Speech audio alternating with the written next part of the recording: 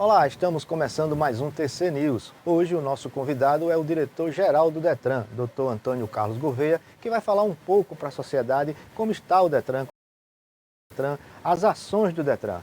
Cacá, muito obrigado pela sua presença e gostaria de saber, primeiramente, sobre essa operação que essa semana o Detran desbaratou uma quadrilha junto com a Polícia Civil que estava falsificando os documentos do Detran. A você, Valtenor, meus cumprimentos, a todos que fazem a TV, os telespectadores, e dizer da minha alegria de poder participar de um momento desse, trazendo através desse programa TV e a informação de uma forma contundente, mas principalmente mostrando a prestação de serviço à sociedade, como a TV Cidadã tem o propósito maior. Como diretor do Detran, a gente tem desde janeiro de 2015 criado um ambiente de blindagem no órgão e criando no formato da responsabilidade a mudança de comportamento para uma conduta séria. E, infelizmente, alguns falsários ainda ficam cercando o órgão, abordando pessoas de bem para procurar o caminho da facilidade. Isso. E é na contramão de toda a lógica daquilo que a gente tem implementado. Por isso que o meu sentimento aqui é de protesto, é de raiva, é de tristeza, dando conta de que tantos quantos vão ao Detran para querer armar serão presos e serão exemplarmente tirados de circulação. Esta operação foi uma situação que a mim causou muita perplexidade, porque em fevereiro deste ano, vocês viram, foi muito noticiado, uma série de situações também vinculadas a esse mesmo tipo de conduta, de má conduta. O Detran tem um serviço de inteligência hoje integrado com a Polícia Civil, com a Polícia Militar, com o GECOC, com a Polícia Federal. E esse serviço de inteligência, ele consegue trabalhar de uma forma proativa, porque ele traz a informação e a gente consegue tirar de circulação esses meliantes antes mesmo de ele dar um golpe.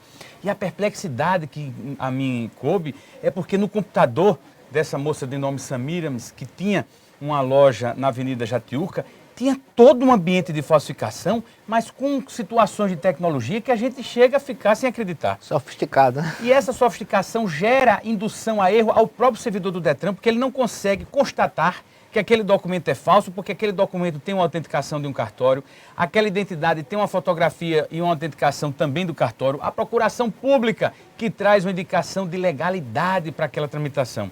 Então a gente ficou perplexo, graças a Deus o dano não conseguiu ser consumado, porque a gente em tempo conseguiu tirar de circulação, mas as indicações de prova que trazem aquele desvio de conduta daquelas pessoas remeteram que eu tivesse que ir ao GECOC, solicitando por representação a prisão de mais 5 pessoas, justamente porque evidenciamos que ali é uma formação de quadrilha, de ambiente absolutamente nocivo, gerando prejuízo e transtorno não só ao condutor, como ao Detran, como ao órgão de trânsito do Estado de Alagoas. Ô, Cacá, essa parceria com a Polícia Civil foi muito importante, né? Os órgãos estarem juntos, um auxiliando o outro, quer dizer, a Polícia Civil vinha acompanhando e o Detran também, em outras ocasiões, você já tinha dito que não concordava com qualquer tipo de falcatrua que aparecesse no Detran, que ia punir rigorosamente esses falsários, né? Então, essa parceria foi uma coisa que ajudou muito a detectar essas fraudes. Não só ajudou, como ela é imprescindível. Desde janeiro de 2015 que nós criamos por convênio parcerias. O Detran de Alagoas está vinculado ao Tribunal de Contas por convênio. O Detran de Alagoas está vinculado à Polícia Federal, ao Ministério Público Federal, ao Ministério Público Estadual por convênio, numa forma de integrar. E todo o serviço de inteligência hoje, que está dentro da estrutura da segurança pública, tem sido um verdadeiro serviço, digamos assim, de responsabilidade, porque tira ou evita qualquer consumação de uma prática criminosa. Veja que a semana atrasada, dentro de um contexto absolutamente absurdo, uma turma de bandidos, noutra operação, procurava o Detran querendo de toda forma entrar, e era quinta-feira feriado. E eles estavam com cédulas roubadas do Detran de Pernambuco, o documento chamado CRLV, onde ele queria falsificar esse documento utilizando o quê? A base de dados do Detran. E eles não sabiam que era o feriado na quinta-feira aqui no estado, e aí o guarda, ao ver aquela abordagem, anotou o número da placa, imediatamente o serviço de inteligência entrou e os cidadãos, esses meliantes, conseguiram ser capturados no outro dia de manhã, onde se descobriu tudo. Então, inteligência, você trabalha com isso, com descrição, mas com foco. E eu não poderia deixar de público aqui, Valtenor, agradecer ao secretário de Segurança, Lima Júnior, agradecer a todos que fazem a segurança pública, ao Conselho de Segurança, que eu faço parte, capitaneado e coordenado pelo nosso queridíssimo juiz Maurício César Breda Filho, que tem feito também um trabalho hercúleo de articular, permitindo essa integração, mas permitindo no livramento a não consumação, obviamente, desses criminosos no estado de Alagoas. Então, o que eu quero colocar para os falsários, para aqueles que insistem em ficar cercando o Detran, quantos cheguem lá sairão presos. porque a tolerância lá é a mesma da lei seca, ou seja, zero para a prática criminosa. Certo. Cacá, outra coisa, agora vamos falar de coisa boa. A gente teve informação, inclusive eu acessei o novo site do Detran, né? Quer dizer, agora facilitando ainda mais a situação daquela pessoa que vai ao Detran, que precisa tirar sua carteira, que precisa renovar, uma multa, saber qual o documento que ele precisa. Esse novo site, o que é que ele traz de novidade agora para o internauta, aquela pessoa que vai precisar do serviço do Detran, o cidadão? Quando eu chego no Detran em janeiro de 2015, a minha primeira preocupação era trazer para o usuário facilidade. Imaginar que o usuário não pense ao Detran e ter agonia, ou por uma fila, ou porque o processo é muito burocrático. Tanto assim que a captação de imagem, quando você vai renovar a sua habilitação, já é feita na clínica, facilitando a vida do cidadão. Ele não tem mais que ir num ponto de captura de imagem em qualquer base do Detran. Ele já vai na clínica e lá resolve tudo e com 48 horas ele recebe a habilitação em casa. Isso é que é modernidade, isso é que você tem que trabalhar focado na vida das pessoas. E a internet é um mecanismo de facilitador. Em janeiro de 2015, quando eu cheguei lá, o site compunha 16 serviços online. Hoje nós temos mais de 48. Se o cidadão entrar dentro do site, ele vai ver que o site praticamente é autodidata. Nós conseguimos criar esse novo mecanismo com mais serviços, criando mais informação, trazendo mais mecanismo de controle, porque também vejo os falsários aproveitam dessa situação, então a gente tem que criar um ambiente de controle também. Segurança, né? E a nossa ideia é que este mês de julho a gente possa fazer um lançamento mais contundente ainda, porque ainda que colocamos em prática, mas eu ainda quero aprimorar alguns serviços. Os serviços, eles vão desde o primeiro emplacamento. Quem imaginava de comprar um carro zero e fazer o primeiro emplacamento online sem precisar de despachante, sem precisar de ir ao Detran, sem nada? Está lá no site. Você pode consultar a sua CNH. Quem tem mais de 20 pontos tem a carteira suspensa. E as seguradoras estavam entrando na justiça, dando conta de que não estava indenizando aquele condutor porque ele estava com mais de 20 pontos e ele não podia circular.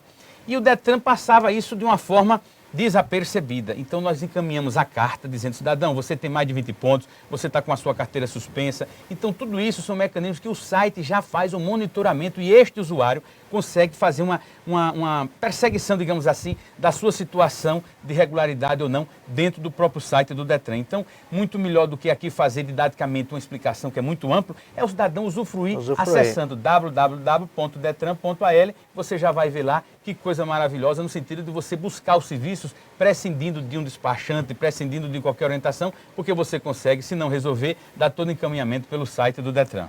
Outra coisa também importante, essa semana o Detran divulgou que a questão da lei seca, né? Que já diminuiu aquela frequência dos motoristas que insiste ainda em dirigir embriagado, principalmente, que é uma questão que não tem defesa, você está embriagado e dirigir um carro. E aquelas pessoas que às vezes por um esquecimento, alguma coisa, bebe alguma coisa, mas a lei é para todos. Então a lei seca tem sido um sucesso e tem diminuído o índice de motoristas com essa infração, não é mesmo? A lei seca, até janeiro de 2015, ela só ficava na cidade de Maceió, não saindo dessas divisas. Quando entramos no Detran, entendemos da mudança de comportamento, mas trazendo um compromisso da coletividade. Não adianta nada você pensar no trânsito em automóvel. Você tem que pensar no trânsito no pedestre, no ciclista, no motociclista e no automóvel. O que é que adianta você ter uma faixa de pedestre se o cidadão não atravessa nela? O que é que adianta você ter uma faixa no pedestre, o cidadão quando vai atravessar nela, o carro passa porque ele não respeita a prioridade que é do pedestre. Então, a lei seca tem tido um papel não só de fazer uma conscientização, porque nós estamos através da lei seca indo a escolas, promover palestras em Rotary Club, sociedade civil, em várias instituições, mostrando que a lei seca, muito mais do que um ambiente de querer testar a alcoolemia, é um ambiente de segurança pública. Acredite, Valtenor, que dizem a mim, por que o presidente do Detran colocou uma blitz da lei seca às 9 horas da manhã que ninguém bebe? Porque a lei seca não está focada só na alcoolemia. Às 9 horas da manhã, na cidade de Arapiraca, nós conseguimos fazer a captura de 2 pessoas que tinham mandado de prisão e estavam foragidos da justiça. Quantos e quantas situações na lei seca nem abordagem que a gente consegue descobrir um carro que tem uma origem ilícita, um carro que tem uma indicação de fraude ou de clonagem. Armas. Isso todos os dias cai nas blitz da lei seca e nós conseguimos ampliar o contexto em mais 18 policiais militares e a gente conseguiu agora fazer o estado inteiro de A a Z, levando essa modificação de comportamento para a responsabilidade. Tanto assim que, para mostrar o conceito de humanização, a Lei Seca tem um programa chamado Amigo da Vez, criado, idealizado nessa gestão, que justifica o seguinte: está lá todo mundo num bar, bebendo, discutindo, gostando, se confraternizando, quando chega a equipe da Lei Seca. No primeiro momento é um impacto miserável, porque todo mundo acha que vai ter alguma operação. É verdade. Pedimos a licença, para-se a banda, faz-se o microfone dizendo que quem passar a chave, que esteja bebendo, vai ser premiado com aquela camisa Amigo da Lei Seca. Todo mundo acha que aquilo é uma brincadeira, tal, tem sempre um outro que levanta o braço, vou passar. Daqui a pouco, Valtenor, chega um cidadão sem o braço e sem a perna. E ele diz, olha, foi num momento como esse, foi numa brincadeira como essa, que eu saí de um bar como esse e atropelei uma pessoa, colidi no carro, a pessoa morreu e eu estou desse jeito. Então, veja, muito mais do que você punir, é você dar exemplo de mudança de comportamento com esse tipo de operação. Então, na hora que a gente humaniza, a gente tem que contextualizar. E hoje a Lei Seca funciona dessa forma, nunca para querer constranger. Tanto que ninguém que é abordado na Lei Seca está tendo os carros capturados ou levados para o depósito. Por quê? Por determinação do presidente, a gente lança a multa, mas o cidadão vai em casa porque não tem agressão pior do que o cidadão voltar para casa de táxi ou a pé porque o carro ficou apreendido, já que ele tem aquele patrimônio com muito zelo. Então, o que é que a gente quer fazer? Mostrar que é conduta é comportamento, comportamento é responsabilidade, e muito mais do que uma multa, muito mais do que uma abordagem, é a gente viver naquilo que o governador Renan Filho sempre coloca, paz social. E paz social você só tem se você tiver controle, se você fizer toda uma abordagem, se você checar e tirar de circulação esses malfeitores que infelizmente insistem, ou dirigindo sob efeito de álcool ou na base da criminalidade. Ok, outra pergunta aqui que eu gostaria de fazer a você, Cacá, é o seguinte, aqui quando a gente anunciou que ia trazer o diretor do Detran, eu fui procurado por algumas pessoas aqui no corredor do tribunal que utilizam aquelas cinquentinhas, né? As pessoas que fazem do dia a dia para o seu trabalho e tal. Como é que ficou essa situação? Porque a gente ainda vê na cidade alguns circulando, né? E a questão do que a gente observou é porque num caso de acidente, esses veículos não tem chapa, não tem placa, não tem a carteira de motorista, de motociclista, né? E isso causaria um transtorno para aquela pessoa. Isso é um problema social imenso. Desde janeiro de 2015 eu tenho criado um ambiente de legalidade. E a dificuldade reside justamente aí. Como legalizar uma categoria que ela não consegue ter acesso à habilitação? Eu fiz várias reuniões, botando 500, 600, 800 pessoas em auditórios e perguntava, quem de vocês é alfabetizado? Todo mundo ficava parado. Quem não é alfabetizado? Todo mundo levantava o braço. Ou seja, o grau de analfabetismo de quem conduz uma cinquentinha é enorme. E quem tem menos de 18 anos, maior ainda. Então, só pode ter habilitação, só pode ter acesso à habilitação quem seja alfabetizado e maior de 18 anos. Então, esse nicho de mercado está numa vulnerabilidade enorme. Mas, como as blitz passaram as sentenças, você já notou uma redução na cinquentinha. O que é que reside ainda? Nós temos hoje um universo de 40 mil cinquentinhas no estado. 600 se registraram na base de dados do Detran. O Detran de Alagoas fez o encaminhamento de um projeto de lei onde vai dar a isenção do emplacamento, do IPVA e da vistoria. Hoje, qualquer pessoa que tem uma cinquentinha, se for a base do Detran, ela vai gastar em torno de 500 a 600 reais. Como você pode cobrar de uma pessoa extremamente sacrificada que necessariamente não tem como regularizar esse equipamento? E a grande maioria... E aí o pessoal não foi. Então eu também, por uma questão de responsabilidade, ainda mais porque passou a ser regra.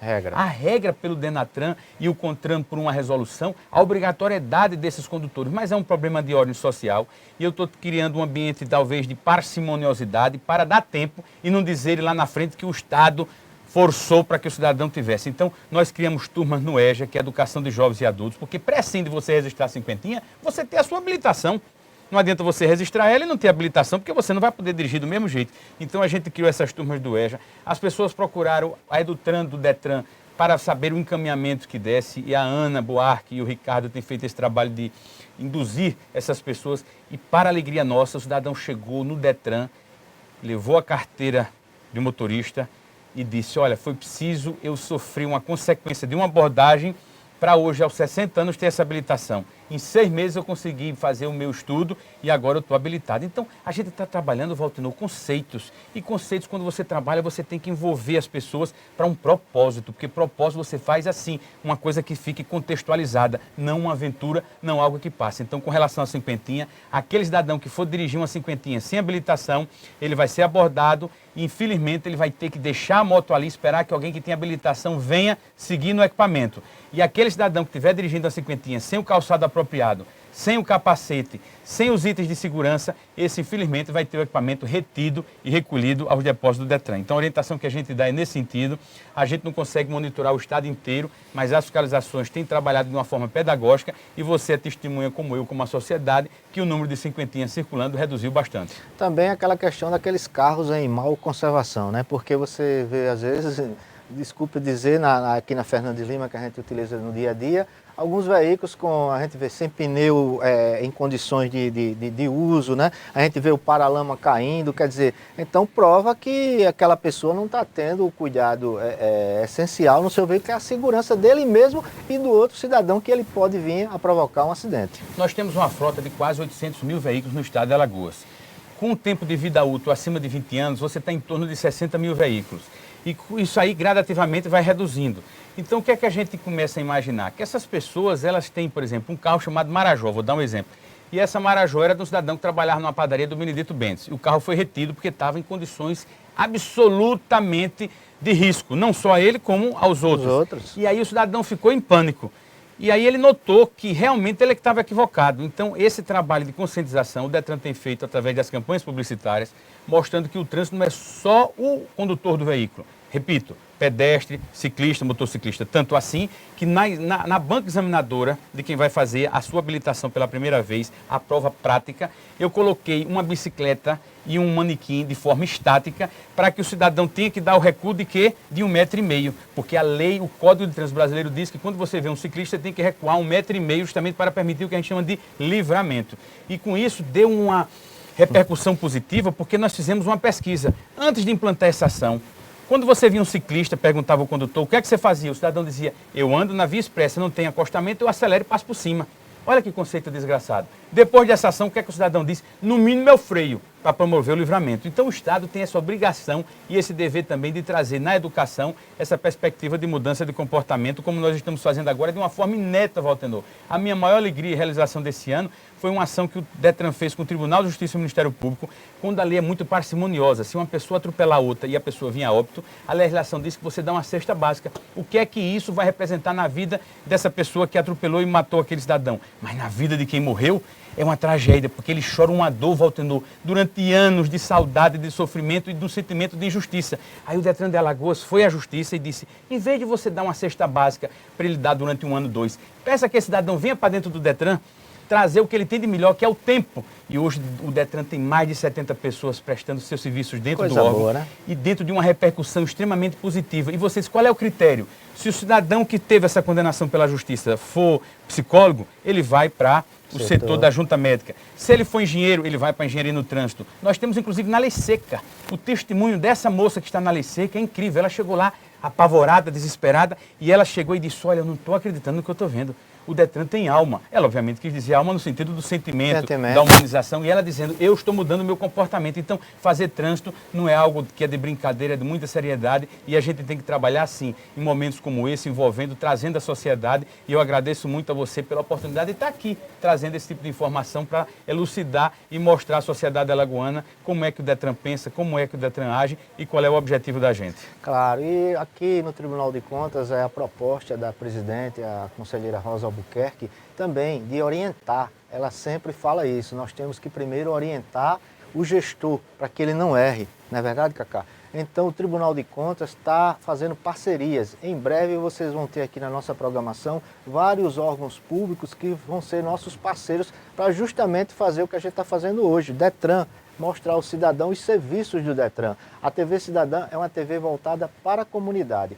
E nessa parceria, o Detran vai ser nosso parceiro. Vamos fazer algumas campanhas, junto aqui, a presidente já está bolando junto com os conselheiros, para que a gente utilizar esse canal, que é o canal do Cidadã, para trazer novidades para os telespectadores que nos assistem, mostrando a capacidade que o Detran tem hoje de, no seu site, acabar com as filas. Então isso é muito importante. Então você, como diretor do Detran, vai ser nosso parceiro, não é verdade? Obrigado, muito honrado por isso, e dizer que a presidente Rosa é uma pessoa diferente porque ela, no sentido, digamos assim, humano de conduzir-se, ela consegue humanizar o órgão público focado no interesse público. Então eu quero de público e através da TV Cidadã cumprimentar a presidente Rosa, saudando a todos os conselheiros, a todos os funcionários do tribunal. É um ambiente que eu me sinto muito acolhido porque tenho verdadeiros amigos como você, pessoas Já foi diretor-geral aqui. Já fui diretor-geral num período lá atrás e trazendo sempre na cumplicidade a possibilidade de construir alguma coisa.